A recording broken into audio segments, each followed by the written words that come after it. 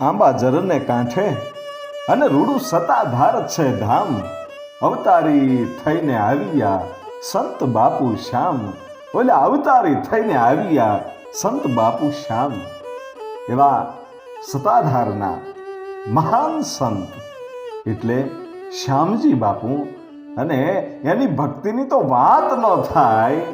અને એ શ્યામજી બાપા જ્યારે આરતી ઉતારતા ને, હતાધારની આપા ગીગાની આરતી ઉતારે ને, ત્યારે એ આરતી જેણે જેણે જોઈ છે ને એ તો ધન્ય થઈ ગયા છે. અને એવો સંત શ્યામ. અને શ્યામજી બાપુના સંપૂર્ણ ઇતિહાસની આપણે વાત કરવી છે. એનું મૂળ ગામ કયું છે અને એના માતા પિતાનું નામ શું છે, એને કેટલા ભાઈ બહેન હતા અને સંન્યાસ શા માટે લેવો પડ્યો. અને બીજી એક વાત એ છે કે સતાધારમાં આજે પણ શ્યામજી બાપુના લગ્નનો ફોટો છે. શ્યામજી બાપુ પોતે વરરાજો બનેલા છે. એ વરરાજાનો ફોટો શ્યામજી બાપુનો સતાધારમાં શા માટે છે? શું શ્યામજી બાપુના લગ્ન થયા હતા? એની આપણે વાત કરવી છે. શ્યામજી બાપુના સંપૂર્ણ ઇતિહાસની આપણે વાત કરવી છે. ઘણા બધા બાપુના પરચાઓ છે, પણ શ્યામજી બાપુનું જે જીવન ચરિત્ર છે બહુ સરસ મજાનું જીવન ચરિત્ર છે. અને એના જીવન ચરિત્ર અને એની ઇતિહાસની જો આપણે વાત કરવી હોય તો મૂળિયામાંથી વાત કરવી પડે. એટલે મૂળ સાવરકુંડલામાં ગુજર ક્ષત્રિય કડિયા જ્ઞાતિના એમ કહેવાય છે કે પરમાર શાખના એક ભૂરા ભગત છે. અને એમના પત્ની મણિબેન ખૂબ ગરીબાઈ છે. ભૂરા ભગત અને મણિબેન ગરીબ તો છે, પણ મનના ગરીબ નથી, હૃદયના ગરીબ નથી. એની પાસે કદાચ રૂપિયો ન હોય, પણ હૃદયના ગરીબ નહોતા. એ તો કોઈ ભૂખ્યો દુખ્યો આવે ને તો પોતાની પાસે એક રોટલો પીડ્યો હોય ને તો એમાંથી અડધો બીજાને ખવડાવી દે ને અડધામાંથી 2 જણા ખાય. આવું જીવન અને ભક્તિમય જીવન. અને એ ભક્તિ કરે કાયમને માટે કામ કરતા કરતા એના હાથમાં એમ કહેવાય છે કે રામ નામની માળા ફરતી હોય. તુહી ઠાકર, તુહી ઠાકર, તુહી ઠાકર. એ નામનો જાપ સદાયને માટે કરવો એવો નિયમ હતો. એ ભૂરો ભગત અને માં મણિબેન એ બંને જણા એ ગરીબાઈમાં જીવે છે, પણ ભક્તિમય જીવન જીવતા જીવતા નક્કી કર્યું કે આપણે ખેતી કરવી છે. એટલે જે સાવરકુંડલા છે એ સાવરકુંડલાની બાજુનું ભમોદરા નામનું જે ગામ છે ત્યાં પોતે ખેતરમાં ભાગવું રાખવા માટે જાય છે. અને જાય અને ભમોદરા ગામમાં રહે. ખેતરમાં ખેતી કરતા કરતા એમ કહેવાય છે કે ભૂરો ભગત છે એ ભગવાન કૃષ્ણનું કીર્તન ગાતો હોય. અને એમના ધર્મપત્ની મણિબેન છે એ હામું જીલણિયું જીવતા હોય. એ ખેતરમાં એવું ભક્તિમય જીવન જીવતા. એમ કરતા કરતા કરતા એમ કહેવાય છે કે પોતાનો એક દીકરો, એનું નામ મોહન છે, અને પછી બીજા દીકરાનો જન્મ થયો, એનું નામ શ્યામજી રાખવામાં આવ્યું. અને એ જ આપણા શ્યામજી બાપુ. અને એના માતા પિતા મણિબેન માં અને ભૂરા ભગત બાપ. આવા ભક્તિમય જીવન જીવવા વાળા જે બંને જણા હતા એની ભક્તિનું એમ કહેવાય છે કે આજ ફળ એને મળ્યું હોય.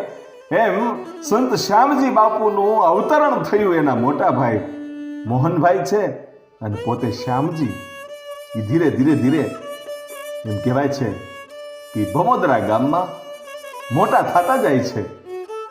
પણ 5 વર્ષની જ્યારે ઉંમર થઈ શ્યામજી બાપુની, એ વખતે એક દુઃખદ ઘટના બને છે. ઈશ્વરને કરવું હશે. શ્યામજી બાપુની જન્મ દેવા વાળી જનેતા છે. શ્યામજી બાપુની માં છે એમ કહેવાય છે કે સ્વર્ગવાસ થયા છે. મોઢે બોલું માં, પછી હાચે નાનપણ હાંભરે, પણ મોટપ કેરી બધી મજા, મને કડવી લાગે કાગડા. મા વગર તો બધું ખોટું છે, પણ 5 વર્ષની ઉંમરે એમ કહેવાય છે કે શ્યામજી બાપુની જનેતા છે એ ગુજરી ગઈ. અને થોડોક જ સમય જતા, ટૂંક સમયમાં એમ કહેવાય છે કે પોતાની પત્નીનો એક બાજુ વિરહ છે અને 2 દીકરા નાના છે, એની ચિંતામાં આ બાપ ભૂરો ભગત છે એ ઓગળતો જાય છે ભાઈ. અને થોડોક જ સમય, ટૂંક જ સમયની માલપા ભૂરા ભગતે પણ પોતાનો દેહનો ત્યાગ કરી દીધો, પોતાનો પ્રાણ છોડી દીધો અને મા બાપની વિહોણા થઈ ગયા ભાઈ 2 છોકરાઓ. પણ જે શ્યામજી બાપુ છે અને એના મોટા ભાઈ મોહનભાઈ છે, એ બંનેના મોટા બાપુની એક દીકરી હતી અને એ દીકરી ક્યારેક ક્યારેક સંભાળ લેવા માટે આવે. ધીરે ધીરે ધીરે સમય વીતતો જાય છે, મા બાપ વગરની જિંદગી થઈ ગઈ છે અને ગામના લોકોને ખૂબ દયા આવે છે કે ઓહો, આના મા બાપ તો મરી ગયા, હવે આગળ પાછળ કોઈ છે નહીં, આનું કરવું શું? એવા એક સમજદાર માણસ પોતે ભમોદરાથી સાવરકુંડલા જાય છે અને સાવરકુંડલામાં મહાન સંત શ્રી કાનજી બાપુ અને કાનજી બાપુના આશ્રમે જઈ અને ખેડૂત છે એ બધી વાત કરે છે કે બાપુ અમારા ગામમાં 2 છોકરાઓ છે, 5-7 વર્ષના છોકરાઓ નોંધારા થઈ ગયા છે, મા બાપ વગરના થઈ ગયા છે બાપુ, હવે આ છોકરાઓનું શું કરવું? અને તેથી દયાળુ કાનજી બાપુ એટલું બોલ્યા હતા કે જે મારું થાહે એ છોકરાઓનું થાહે અને એ છોકરાઓને હવે હું લેવા માટે આવું છું, કારણ કે અહીંયા છે ને ઠાકરનો રોટલો ખાઈને એ 2 મોટા થઈ જાય. એટલે મારતે ઘોડે પોતાની ઘોડી ઉપર બેહી અને કાનજી બાપુ છે સાવરકુંડલાથી ભમોદરા ગામે આવ્યા અને બંને છોકરાઓને, મોહનને અને શ્યામજીને એમ કહેવાય છે કે પોતાના આશ્રમમાં લઈ જાય છે. અને પછી તો એ ભક્તિમય જીવન જીવતા જીવતા ધીરે ધીરે ધીરે ધીરે બંને ભાઈઓ મોટા થાય છે અને એમ કરતા કરતા આશ્રમની સેવા કરે, ગાયોની સેવા કરે. ધીરે ધીરે ધીરે ધીરે સમય વીતતો જાય છે અને બરાબર એમ કહેવાય છે કે મોહનભાઈની જ્યારે યુવાની આવીને ત્યારે એમ કહેવાય છે કે પોતાના જે મોટા બાપુની જે દીકરી છે એનું નામ વનાઈબેન હતું અને એ આશ્રમે આવી અને મોહનભાઈને એટલું કહે છે કે ભાઈ તું હવે યુવાન થયો છો, તારા મારે લગ્ન કરવા છે. અને ત્યારે મોહનભાઈએ એટલું કીધું કે બેન તારે મારા લગ્ન કરવા છે, પણ મારે ક્યાં લગ્ન કરવા છે? હે કે મારે ક્યાં લગ્ન કરવા છે? મને તો આ સંતની લગ્ની લાગી છે, મને તો સેવાની લગ્ની લાગી છે, મારે તો આજીવન બ્રહ્મચર્ય પાળવું છે અને સાધુ જીવન જીવવું છે, બસ સેવા કરવી છે. હે કે હા. એટલે વનાઈબેનને એમ લાગ્યું કે આને તો ખરેખરી લગ્ની લાગેલી છે અને જો એક ભાઈ કદાચ સાધુ થઈ જાય તો એમાં કાંઈ વાંધો નહીં, આ સમાજની લોકોની સેવા કરવી પણ જરૂરી છે એવું વિચારી અને કીધું કાંઈ વાંધો નહીં મોહનભાઈ, તમારે જો લોકોની સેવા જ કરવી હોય તો તમે બ્રહ્મચર્ય પાળજો, તમને લગ્ન કરવાની અમે કોઈ એટલી બધી પ્રેશર નથી મારતા કે તમારે લગ્ન કરવા જ પડશે, પણ જો તમારી ઈચ્છા હોય કે સંન્યાસી જીવન જીવવું છે, બ્રહ્મચર્ય પાળવું છે તો તમે તમારી ઈચ્છા પ્રમાણે કરજો. અને પછી ધીરે ધીરે સમય વીતવા લાગ્યો અને શ્યામજી બાપુ જ્યારે યુવાન થયા 2-5 વર્ષ પછી, ત્યારે વિનાયબેન પાછા આવી અને શ્યામજી બાપુને કહે છે કે ભાઈ આપણા બાપ દાદાનો વંશવેલો ન વયો જાય એટલા માટે મારે તારા લગ્ન કરવા છે. અને તેથી શ્યામજી બાપુનો મોટા ભાઈ મોહન બાપુ જેવો જ એમ કહેવાય છે કે જવાબ હતો કે મારે પણ સંન્યાસી જીવન જીવવું છે અને લોકોની સેવા કરવી છે, ગાયોની સેવા કરવી છે. અને તેથી એ બેનની આંખમાંથી આહુડાની ધાર થઈ ગઈ કે ભાઈ તારા બાપનો વંશ વયો જાહે, કારણ કે મોટો મોહન છે ને એ મોહનભાઈ પણ સંન્યાસ ધારણ કર્યો, એ પણ સેવામાં રહ્યા છે. અને ભાઈ શ્યામજી, તું પણ જો સેવા કરીશ ને તું સાધુ થઈ જાય ને તો તારા બાપનો વંશ વહેલો વયો જાય. મને એની ચિંતા છે ભાઈ, ગમે એમ થાય તારે લગ્ન તો કરવા જ પડશે. અને તેથી શ્યામજી બાપુ એમ કહે છે કે બેન, આ કેળા જુદા છે, મારા લગ્ન કરવાનું રહેવા દો. કે નહીં ભાઈ, ગમે એમ થાય તારે લગ્ન તો કરવા જ પડશે. અને પછી પરાણે પરાણે શ્યામજી બાપુ છે હા પાડે છે કે કાંઈ વાંધો નહીં, હું લગ્ન કરી લઉં. અને પછી તો લગ્નિયા લેવાના, લગ્ન નક્કી થયા. અને પછી સવાઈ જતા એમ કહેવાય છે કે શ્યામજી બાપુની જાન છે એ જાન જાય છે, લગ્ન થાય છે. ફેરા ફેર્યા, ઢોલરે વાગ્યા ને અહીંયા ધડુકિયા, વરરાજાના વાગ્યા જ્યાં નિશાન, ઘર મારે ફફડ્યું કૂણું એક કાળજું. ઈ એમ કહેવાય છે કે જાન આવી છે, જાનના સામૈયા થયા, ફેરા ફર્યા અને જાન લગ્ન થઈ અને પાછી વળી અને પાછા એમ કહેવાય છે કે ઘેરે આવે છે. ભમોદરા ગામમાં જ્યારે પાછા આવે છે ત્યારે બરાબર દી આથમવું થઈ ગયો છે, સંધ્યાનું ટાણું છે. અને એ વખતે પોતાના ગળામાંથી વરમાળા કાઢી અને ફેંકી દીધી શ્યામજી બાપુએ, અને પોતાના ઘરમાંથી બહાર નીકળી ગયા અને ઘરની સામે જે ઓટો હતો એ ઓટાની પાસે જઈ અને બેસી ગયા ભાઈ ઓટામાંથી. અને લોકોએ ખૂબ સમજાવ્યા કે ભલા માણસ, હવે તો તારા લગ્ન થઈ ગયા છે, તું ફેરા ફરીને આવતો રહ્યો છો અને હવે તે વરમાળા ફેંકી દીધી. અને તેથી શ્યામજી બાપુ એટલું જ કહે છે કે આ કેળા બધા જુદા છે, મારો જે રસ્તો છે એ તો ભક્તિનો રસ્તો છે, એમાં લગ્ન ક્યાંય આડા આવે નહીં. લગ્ન કરવાની તો મેં પહેલાય ના પાડી હતી, પણ બેન સમજ્યા નહીં, બેનની આંખમાં આહુડા જોઈ અને મને દયા આવી.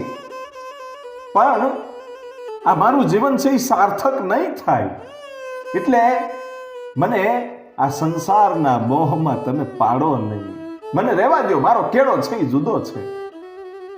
લોકો ખૂબ સમજાવે છે, વનાઈબેન પણ ખૂબ સમજાવે છે. છેવટે શ્યામજી બાપુ માન્યા નથી. અને પછી સાવરકુંડલાથી કાનજી બાપાને બોલાવવામાં આવ્યા અને કાનજી બાપાને કીધું તમે આને સમજાવો.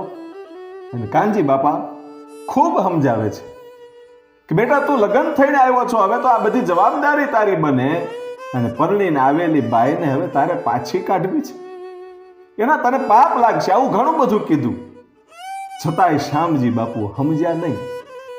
અને ધીરે ધીરે અંધારું થયું, વાળું વખત થયો અને હવ જમી કારવી અને શ્યામજીને કહે છે કે તારી નવી આવેલી વહુ છે એના ઓરડે તો જોઈ આવજે. અને શ્યામજી બાપુ એક પણ શબ્દ નથી બોલતા.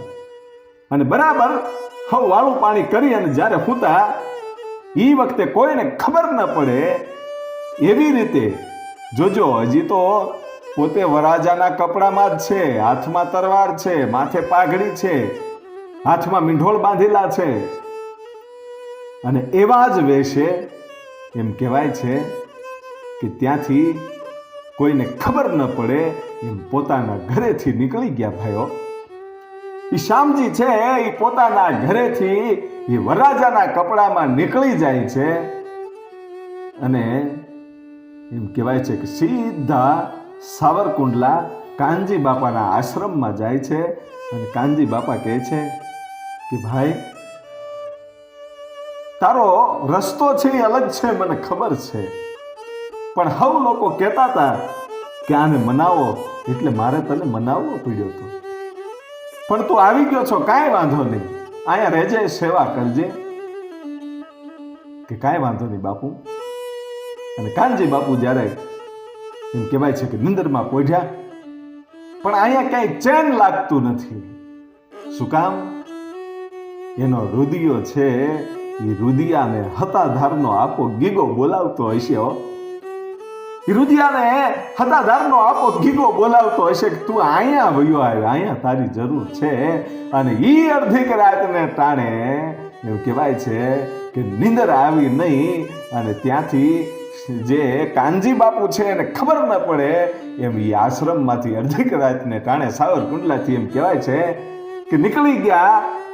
અને એટલી ઝડપથી નીકળ્યા, વિચાર કરજો, ક્યાં સાવરકુંડલા અને ક્યાં સતાધાર.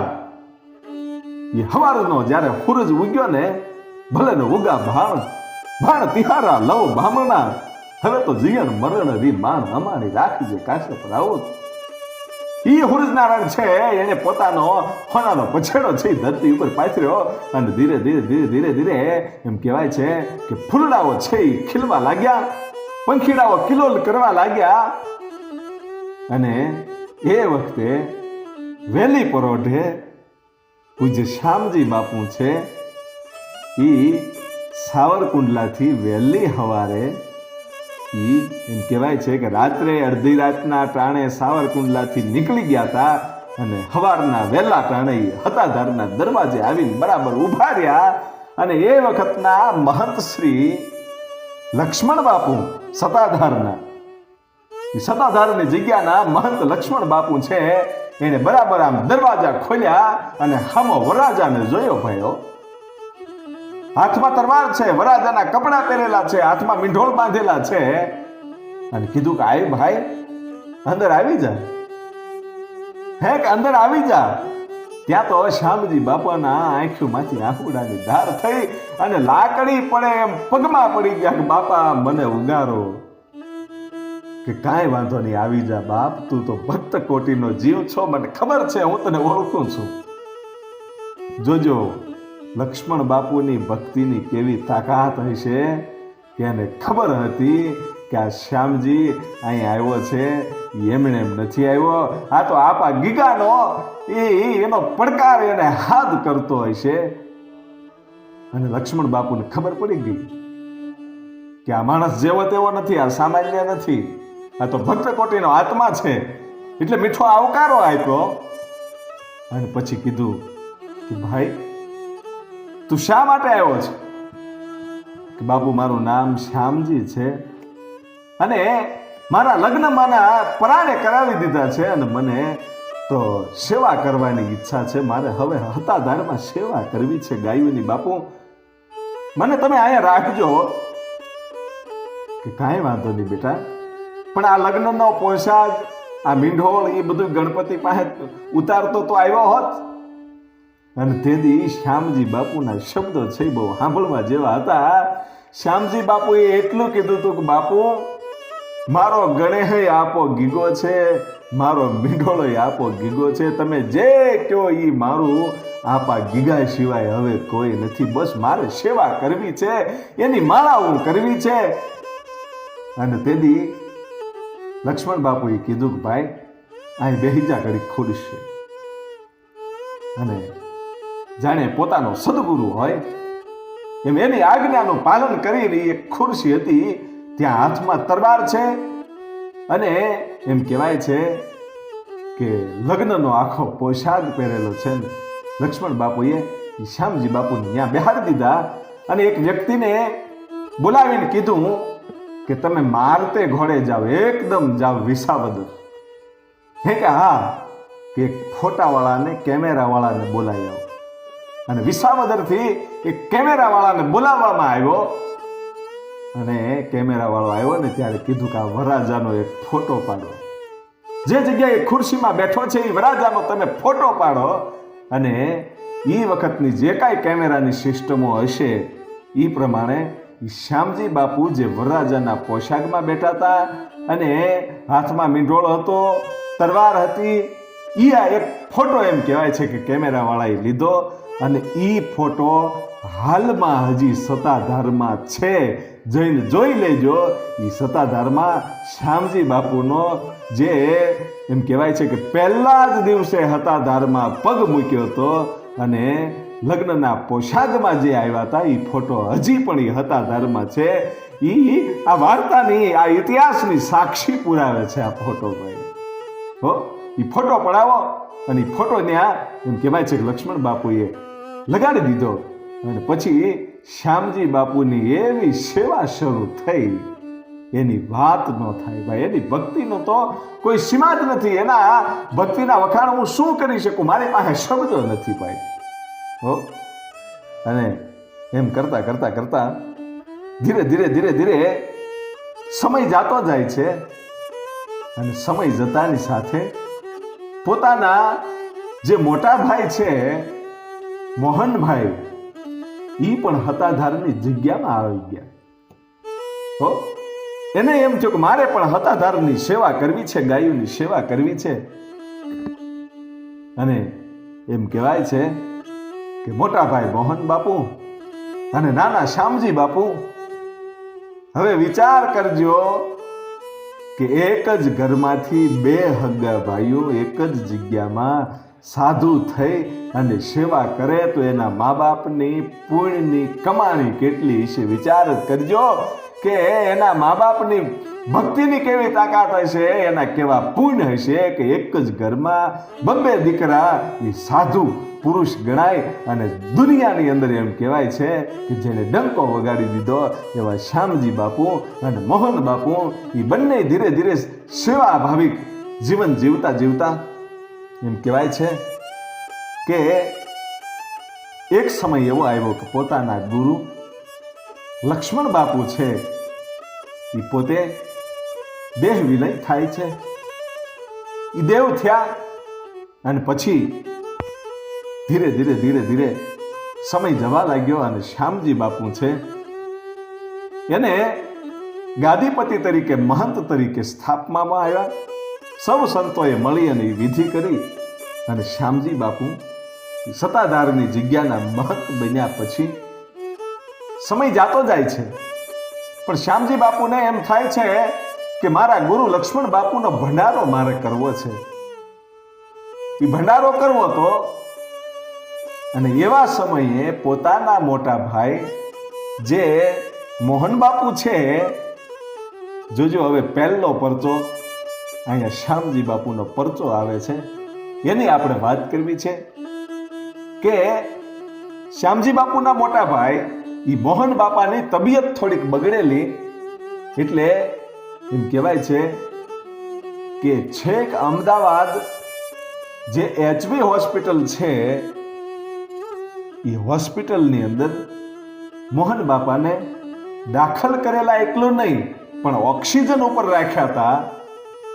અને એવે વખતે એક બાજુ પોતાના મોટા ભાઈ મોહન બાપુ છે એ હોસ્પિટલમાં દાખલ છે અને એક બાજુ એમ કહેવાય છે કે મનની અંદર વિચાર આવે છે કે ગમે એમ થાય મારા ગુરુનો ભંડારો તો મારે કરવો છે.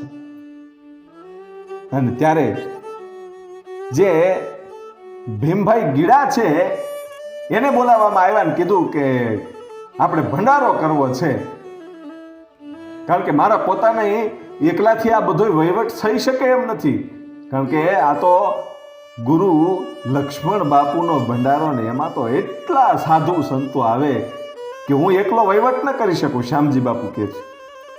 એટલે ભીમભાઈએ કીધું કે બાપુ તમે એકલા જેમ વહીવટ ન કરી શકો ને એમ હું પણ ન કરી શકું, કે તો શું કરવું કે લક્ષ્મણ બાપુ જો હોય ને તો આ બધું શક્ય છે. હે કે હા, કે લક્ષ્મણ બાપુ હોય તો શક્ય છે કે હા તો થઈ શકે, તો ગુરુજીનો ભંડારો થઈ જાય, એ બધો વહીવટ કરી શકે. એટલે શ્યામજી બાપુએ કીધું કે હાલો જાવું છે અમદાવાદ હોસ્પિટલમાં. અને એમ્બેસેડર ગાડી લઈ અને શ્યામજી બાપુ છે એ અમદાવાદની એચબી હોસ્પિટલમાં જ્યાં મોહન બાપાને ઓક્સિજન ઉપર રાખેલા હતા ત્યાં જાય છે. લક્ષ્મણ બાપુને લેવા માટે જાય છે. સાંભળજો, કારણ કે અહીંયા પોતાના ગુરુનો ભંડારો કરવો છે એટલે એની એમ કહેવાય છે કે મોહન બાપાની જરૂર છે એટલે લેવા માટે ગયા છે. અહીંયા દવાખાનામાં દાખલ છે, ઓક્સિજન ઉપર છે અને ડૉક્ટરને બહુ સરળતાથી શ્યામજી બાપુએ કીધું કે મોહનને ઊભો કરો ને, હે કે આ મોહનભાઈને ઊભા કરો ને, મારે એને લઈ જવા છે. અને તેથી ડૉક્ટરે એટલું કીધું તું ક્યાં લઈ જવા છે? કે અમારે ગુરુનો ભંડારો કરવો છે ને બાપા સાહેબ, ગુરુનો ભંડારો કરવો છે લક્ષ્મણ બાપુનો, એટલે આ મોહન બાપુની ત્યાં જરૂર છે, એટલે મારે લઈ જવા છે. અને તેથી ડૉક્ટર એટલું કહે છે કે બાપુ તમે લઈ નહીં જઈ શકો. કે કેમ? કે હમણાં જો આ ઓક્સિજનમાંથી એને આપણે કાઢશું ને તો તમે આ હોસ્પિટલના પગથિયા નહીં ઉતરો ને એ પહેલા એનો પ્રાણ વયો જાય. હે કે હા કે ઓક્સિજન વગર જીવી શકાય એમ નથી. અને તેથી ડૉક્ટરને શ્યામજી બાપુએ એટલું જ કીધું તું કે એ જીવાડવા વાળો કે મારવા વાળા આપણે કોણ? એ તો હું હવે આપા ગીગાને હોપું છું અને તમે ઓક્સિજનમાંથી એને કાઢી નાખો. કે નહીં બાપા અમે એમ નહીં કાઢીએ. કે નહીં, ગમે એમ થાય ઓક્સિજનમાંથી કાઢી મૂકો અને એક એને એવું ઇન્જેક્શન આપી દો કે એ સત્તાધાર સુધી જીવિત રહી શકે અને હતાધારમાં પગી ગયા પછી અમે લડી લે. હું છું ને આપો ગીગો છે એ અમે તને લડી લે. હું એવી વાત કરી અને ઓક્સિજનમાંથી એમ કહેવાય છે કે મોહન બાપુને કાઢવામાં આવ્યા અને ઓક્સિજનમાંથી કાઢ્યા પછી હતાધાર જ્યારે પગ્યા ને ત્યારે એમ કહેવાય છે કે લક્ષ્મણ બાપુની જ્યારે એવી હાલત હતી કે પોતે શ્વાસ પણ ન લઈ શકે અને હતાધારની ધરતીમાં જ્યારે પગ્યા ત્યારે એમ કહેવાય છે કે બધું ધીરે ધીરે ધીરે ધીરે તબિયત છે સુધરવા લાગી. જે વ્યક્તિ ઓક્સિજનમાંથી નીકળી ગયા પછી હોસ્પિટલના દાદરા ઉતરો ત્યાં ગુજરી જાય એમ હતો, એ જ મોહન બાપુ એમ કહેવાય છે કે ધીરે ધીરે એની તબિયત સુધરવા મળી. એટલું નહીં, ગુરુનો ભંડારો કર્યો અને એ ભંડારામાં તમામ વહીવટ છે એ બધો એમ કહેવાય છે કે મોહન બાપાએ કર્યો હતો અને એનું જે દુઃખ દર્દ હતું એ બધું ભૂલાઈ ગયું હતું. આવો અદ્ભુત પરચો છે અને જબરદસ્ત એમ કહેવાય છે કે ભંડારો થયો હતો. અને પછી તો ખૂબ લાંબો સમય ભક્તિ કરી મોહન બાપાએ, પણ શ્યામજી બાપુની પણ એવી ભક્તિ શું એની વાત કરવાની હોય. અને પછી તો એમ કહેવાય છે કે પૂજ્ય બાપુ છે શ્યામજી બાપુ એ હરિદ્વાર જે કુંભનો મેળો છે એમાં જાય છે અને ત્યાં જઈ અને લોકોને વાત કરી કે આખો કુંભનો મેળો છે એ આપણે જમાડવો છે. જોજો આજ સુધી કોઈ આખો કુંભનો મેળો જમાડી નથી શક્યું ને કદાચ જમાડી પણ નહીં શકે, પણ શ્યામજી બાપુએ કીધું કે આખો કુંભ છે એ આપણે જમાડવો છે. અને આ વાત છે ધીરે ધીરે ધીરે ફેલાવા મળી કે સત્તાધારના શ્યામજી બાપુ છે આપા ગીગાની જગ્યામાંથી એ આખો કુંભનો મેળો એક દિવસ માટે જમાડવાના છે, એક દિવસની રસોઈ આપવાના છે. અને કોઈ પૂછ્યું કે બાપુ આપ રસોઈ આપો છો? અને તેથી શ્યામજી બાપુ એટલું બોલ્યા હતા કે બાપા હું રસોઈ નથી આપતો, આ તો મારો હતાધારનો આપો ગીગો આપે છે. જોજો, વિચાર કરજો, હજારો લાખો માણસો એ કુંભના મેળામાં હોય એને એક દિવસની રસોઈ આપવી એ જેવી તેવી વાત નથી. આ વાત ફેલાણી અને એ વખતના પ્રધાનમંત્રી વડાપ્રધાન ઇન્દિરા ગાંધી હતા અને ઇન્દિરા ગાંધીને ખબર પડી કે કોઈ સત્તાધારનો શ્યામજી બાપુ છે એ કુંભના મેળામાં એક દિવસની રસોઈ આપે છે. એટલે એ શ્યામજી બાપુને ગોતતા ગોતતા હરિદ્વારમાં આવ્યા હતા અને શ્યામજી બાપુને કીધું હતું કે બાપુ આપ આટલું બધું માણસો જમાડશો, અમારી સરકાર તો આટલા બધા માણસોને પાણી પણ પૂરું નથી પાડી શકતી, તો તમે જમવાનું કેમ પૂરું પાડશો? અને તેથી શ્યામજી બાપુએ કીધું કે જમવાનું પૂરું મારે નથી પાડવું, એ તો આપા ગીગાને પૂરું પાડવાનું છે.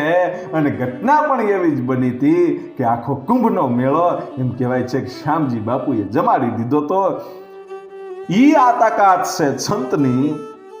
અને ઘણા બધા પરચાઓ પૂજ્ય શ્યામજી બાપુના છે. એમાંનો એક પરચો માલધારી છે, ઈ પૂજ્ય બાપુને પગે લાગવા માટે આવે છે અને માલધારીને પૂજ્ય શ્યામજી બાપુ છે એમ પૂછે છે કે બાપા બધું હેમખેમ તો છે ને માલઢોર બધાય? અને તેથી ગોવાળિયાની આંખમાંથી આહુડા પડી ગયા હતા અને એટલું જ કીધું હતું કે બાપુ વરસાદ વગરના અમારા માલઢોર બહુ હેરાન થાય છે હો. હે કે વરસાદ વગરના અમારા માલઢોર બહુ હેરાન થાય છે બાપુ, એના દુઃખ અમારાથી જોવાતા નથી, ક્યાંય ખાવાનું મળતું નથી, ક્યાંય પાણી મળતું નથી. અને તેથી શ્યામજી બાપુની આંખમાં આહુડાની ધાર થઈ ગઈ અને કીધું કે એકદમ ભૂદેવને બોલાવો. અને ભૂદેવને બોલાવવામાં આવ્યા અને ભૂદેવને કીધું કે હું કહું એમ ચિઠ્ઠી લખો. અને ચિઠ્ઠી લખાવી, પણ એ ચિઠ્ઠી કોને લખાવી? દ્વારકા ભગવાન રણછોડરાયને, ભગવાન કૃષ્ણને, દ્વારકાધીશને શ્યામજી બાપુએ ચિઠ્ઠી લખાવી હતી હો. અને ભૂદેવને કીધું કે લખો એમાં કે દ્વારકાધીશને માલુમ થાય કે આ ચિઠ્ઠી તમને પહોંચે એટલે તરત જ આ વિસ્તારમાં વરસાદ અમને આપજો હો. તમને ચિઠ્ઠી પહોંચે એટલે તરત જ અમને વરસાદ આપજો. લિખિત તમારો ભગત શ્યામજી. આવી ચિઠ્ઠી લખી અને બ્રાહ્મણને કીધું કે લ્યો આ તમારી દક્ષિણા અને તમે દ્વારકા જાઓ અને ત્યાં ગુગળી બ્રાહ્મણને કહેજો કે આ ભગવાન કૃષ્ણની મૂર્તિની સામે આ ચિઠ્ઠી વાંચે અને ગુગળી બ્રાહ્મણની આ દક્ષિણા એને પણ આપી દેજો. અને બ્રાહ્મણ છે એમ કહેવાય છે કે નીકળ્યો અને સીધા દ્વારકા જઈ અને ગુગળી બ્રાહ્મણને એમ કહેવાય છે દક્ષિણા આપીને કીધું કે સતાધારથી શ્યામજી બાપુએ આ ચિઠ્ઠી મોકલાવી છે અને આ ભગવાન કૃષ્ણની સામે વાંચવાનું કીધું છે. અને ગુગળી બ્રાહ્મણે એમ કહેવાય છે દક્ષિણા સ્વીકારી અને ભગવાન કૃષ્ણની સામે આ શ્યામજી બાપુએ લખેલી ચિઠ્ઠી રજૂ કરી. અને પછી ત્યાંથી બ્રાહ્મણ છે ભૂદેવ છે એ નીકળી જાય છે. અને જ્યારે પાછા વિસાવદર ઉતર્યા ને ત્યારે વરસાદ છે ને એ આ વિસ્તારમાં વરસાદે ભૂકા કાઢી નાખ્યા હતા. ધમધોકાર વરસાદ પડ્યો તો.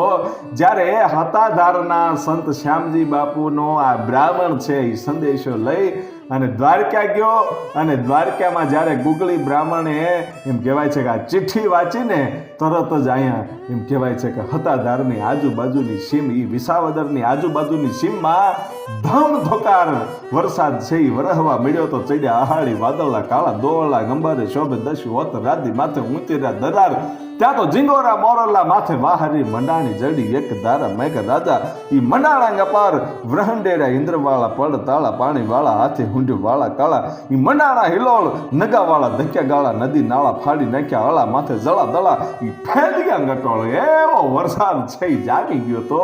આવા તો હજારો પરચાઓ છે શ્યામજી બાપુના, પણ એમાંના ટૂંકમાં જે મને અમુક વાતોની ખબર છે એ વાતો હું આપની સામે રજૂ કરું છું કે એકવાર એક ગાંડો છે એ સતાધારની જગ્યામાં આવી ગયેલો અને શ્યામજી બાપુને મારવા માટે દોડ્યો. ત્યારે ઘણા બધા સેવકોએ માણસોએ ભેગા થઈ અને એ ગાંડાને માંડ શાંત પાડ્યો.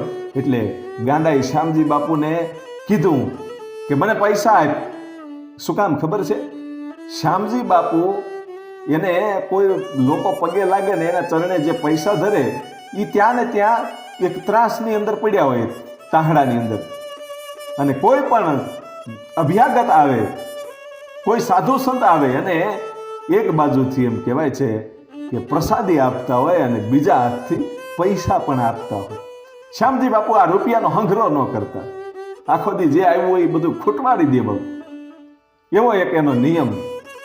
અને શ્યામજી બાપુને આ જે ગાંડો આવ્યો હતો ને એને કીધું કે પૈસા આપ મને. એટલે શ્યામજી બાપુએ પૈસા આપ્યા કે હજી આપ, બીજી વાર આપ્યા કે હજી આપ, અને ત્રીજી વાર આપ્યા અને પાછો હજી ગાંડો માંગે છે કે હજી મને પૈસા આપ. એટલે શ્યામજી બાપુએ કીધું કે ભાઈ તું ઘડીક વાર શાંતિ રાખ, આ જે સાધુ સંતો આવ્યા છે ને એને હું દક્ષિણા આપી દઉં ને પછી તારે જેટલા જોતા હોય એટલા હું તને પૈસા આપીશ. ત્યારે એ ગાંડો છે એ ગાળો દેવા માંડ્યો શ્યામજી બાપુને. એક બાજુ ગાંડો ગાળું દે અને બીજી બાજુ શ્યામજી બાપુ છે એને પૈસા આપે. ગાંડો શ્યામજી બાપુને ગાળું દે અને શ્યામજી બાપુ ગાંડાને પૈસા આપે. આવું તો કેટલાય સમય સુધી એક ધારું ચાલ્યું. એટલે માણસોએ કે ગાંડાને પકડી અને જ્યારે કીધું કે બાપુ આને તમે આ તમને ગાળું દે છે ને તમે એને પૈસા દો છો, આને હવે મારીને કાઢી મૂકવાનો હોય. એ તો અમે હતા એટલે, નહીતર તો તમને આને માર્યા હોત શરૂઆતમાં એ આવ્યો ત્યારે. બાપુ તમારે માર ખાવો પડે, અને અત્યારે ગાળ્યો પણ ખાવ છો. એ ગાળ્યું દે છે ને તમે એને પૈસા આપો છો. અને તેથી શ્યામજી બાપુના શબ્દો હતા ને એ જીવનમાં ઉતારવા જેવા હતા. ને શ્યામજી બાપુએ એટલું કીધું હતું કે ભાઈ, જેવું જેની પાસે હોય એવું આપે. એ એની પાસે ગાળ્યું છે તો એ મને ગાળ્યું આપે છે, અને મારી પાસે અહીંયા બાજુમાં પૈસા પીડ્યા છે તો હું પૈસા આપું છું. જો આવું ભોળપણ વાળું જીવન, ન્યા ઠાકર આવે અને આવે. ન્યા ગીગડો પીર છે એ સાક્ષાત ખમકારા કરતો હોય. અને શ્યામજી બાપુ જ્યારે આરતી ઉતારતા હોય ને ત્યારે જે આગ છે ને એના શરીરને લપેટાતી હોય.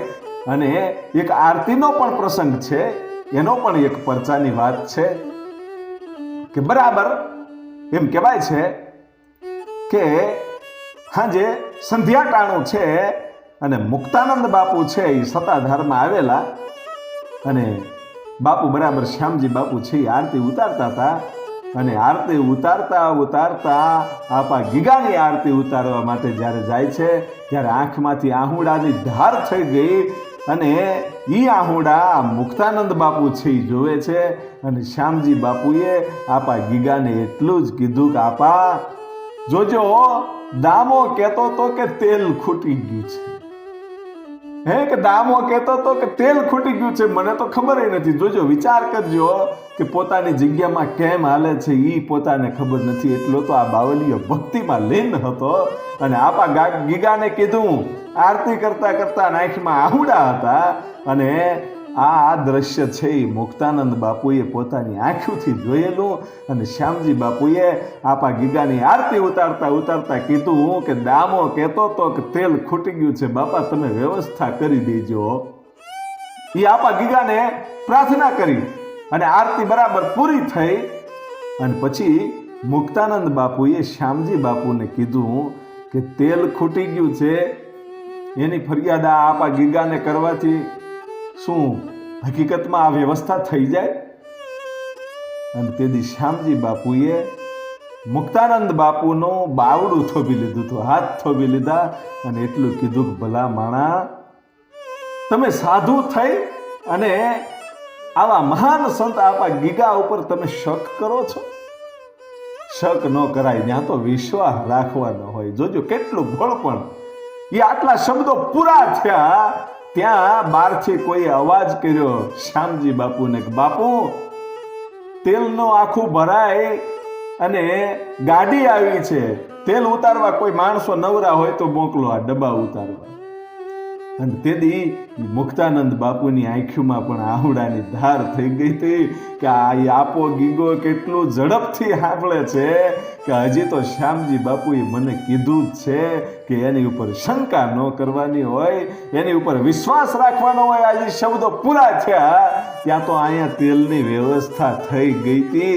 આ નજરો નજર એમ કહેવાય છે કે મુક્તાનંદ બાપુએ જોયેલો આ પરચો છે. અને એવા તો ઘણા બધા પરચાઓ, પણ એવાનો એક પરચો કે બે જણા પતિ પત્ની અને એની સાથે 7-8 વર્ષની એક દીકરી, એ પોતે શ્યામજી બાપુના દર્શન કરવા માટે આવ્યા ને ત્યાં દર્શન કરીને ઊભા હતા. એવે વખતે બીજા બે પતિ પત્ની અને એની સાથે એક નાનકડું એવું બાળક, એક છોકરો, એને જ્યારે દર્શન કર્યા અને શ્યામજી બાપુના ખોળામાં એ બાળકને મૂક્યું, એ દીકરાને મૂક્યો, ત્યારે શ્યામજી બાપુ એ દીકરાને રમાડતા હતા. અને એક બાજુ ઊભેલી જે 7-8 વર્ષની દીકરી હતી એની આંખોમાંથી આહુડાની ધાર થઈ. એટલે શ્યામજી બાપુ જોઈ ગયા. એટલે આ દીકરો છે એ એના માવતરને આપીને શ્યામજી બાપુએ કીધું કે તું બેટા અહીંયા બી આવી, કેમ રડ છો? શ્યામજી બાપુએ આહુડા લૂહી નાખ્યા. એ આહુડા લૂહી નાખ્યા ને કીધું બેટા શું કામ રડે છો? દીકરી કાંઈ બોલી ન શકી. અને તેથી દીકરીની જે જનેતા છે એની આંખમાંથી આહુડાની ધાર થઈ. અને એટલું કીધું બાપુ એ નહીં બોલી શકે કે કેમ? કે તમે જે હમણાં દીકરાને રમાડતા હતા ને, એ દીકરાને જોઈ અને આ મારી દીકરીની આંખમાંથી આહુડા આવ્યા છે. કે કેમ? કે એ જે દીકરો હતો ને એવો ભાઈ આ દીકરીને નથી ને, એટલે એની આંખમાં આહુડા આવે છે. અમારે દીકરો નથી બાપુ, એને ભાઈ જોતો છે. અને તેથી શ્યામજી બાપુએ કીધું તું કે જા બેટા, આવતે વર્ષ તું અહીંયા આવ્યું ને તેથી તારા ભાઈને હારે લેતી આવજે. એટલા શબ્દો નીકળી ગયા હતા અને હકીકત ઘટના એવી જ બની હતી કે 9 મહિના પછી એ દોનો દંપતીને દીકરાનો જન્મ થયો હતો. અને બીજા વર્ષે એવા સમયે જ્યારે આવ્યા ને ત્યારે એ 6 મહિનાના દીકરાને લઈ અને હતાધારમાં આવ્યા હતા. આ શ્યામજી બાપુના શબ્દો હાચા પડ્યા. આવા હજારો પરચાઓ એમ કહેવાય છે કે આ બાપાના છે. પણ એક દિવસ સમય એવો આવ્યો કે પોતે એમ કહેવાય છે કે લગભગ 1982ની સાલમાં પૂજ્ય શ્યામજી બાપુએ પોતાના દેહનો ત્યાગ કર્યો. આ લોક છોડી અને પ્રભુના ધામમાં જ્યારે જતા રહ્યા ને ત્યારે એના સેવકો, એની ગાયું, એનું એ આખું હતાધાર, એક પશુ કે પક્ષી પણ બોલી શકતું નથી એવી આખો માહોલ એ હતાધારની અંદર એમ કહેવાય છે કે બની ગયો તો કે રોયા રે પશુને રોયા પંખીડા, આજ રોઈ ઉખી આખી વનરાઈ. દરેક માણસનું હૈયું છે દળાવા માંડ્યું ને આંખમાંથી આહુડાની ધારું થવા માંડી. ત્યારે કોઈ સાચા સંતોએ આવીને કીધું કે બાપા, સંત જ્યારે આ દેહ છોડે ત્યારે એની પાછળ રડવાનું ન હોય. એ તો માત્ર ને માત્ર એણે શરીર છોડ્યું છે, બાકી એની જે કૃપા છે એ તો આપણી હારે જ છે. એવી રીતે હવ લોકોને આશ્વાસન આપી અને એમ કહેવાય છે કે શ્યામજી બાપુને સમાધિ આપી છે. અને શ્યામજી બાપુના વખતે જે પાડાપીરની આખી ઘટના બની એ પાડાપીરનો ઇતિહાસ પણ આપણે જાણીએ છીએ. એ શ્યામજી બાપુને આપણે લાખ વંદન કરીએ. જય